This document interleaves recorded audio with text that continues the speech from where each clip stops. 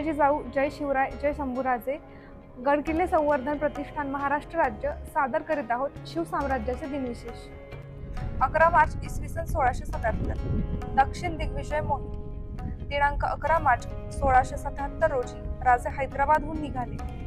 महाराज जिंजी, वेल्लोर, यमनगोंडा आणि पोर्तो नोव्हेचा कर्नाटकचा भाग विजापूरच्या ताब्यातून घ्यावयास निघाले. कुतुबशहाने 1000 घोडदळ, 4000 पायदळ आणि एक अनुभवी सेनापती राजांच्या बरोबर दिला.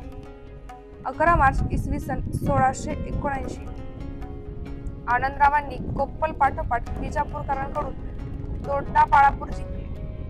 किल्ले पन्हाळा प्रांतातून जिंजीपर्यंत सलग भूमी स्वराज्यात दाखल करण्याच्या उद्देशाने सतत मोहिमा आखण्यात आल्या. कुठे हंबीरराव, कुठे मोरपंत, पुढे आनंदराव यांनी स्वराज्य हेच स्वकार्य मानून यज्ञ आरंभला होता.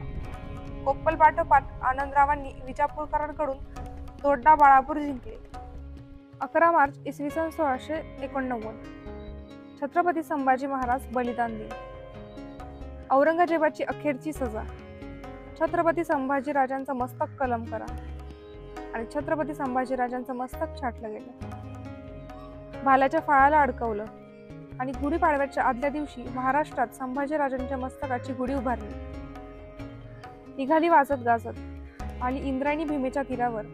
त्या रेतीत रोवला तो भाल्याचा फाळ आणि मस्तकातनं रक्ताचा एक थेंब पडला इंद्रायणी भीमेच्या पात्रात आणि थरारली ती इंद्रायणी भीमा. अरे अरे याच इंद्रायणी भीमेनं पाहिलं होतं ते शौर्य, ते धाडस, ते साहस, तो पराक्रम, ती ज्वलाज्वलन तेजस्निष्ठा, ते धैर्य, तो संयम. मानवी जीवनाच्या चिरंतन तत्वाशी जुळलेलं छत्रपती संभाजी राजांचं ज्ञान नातं. ती इंद्रायणी भीमा छत्रपती संभाजी राजांच्या मस्तकाकडं तिरक्या माना करून आसवं ढाळू लागली.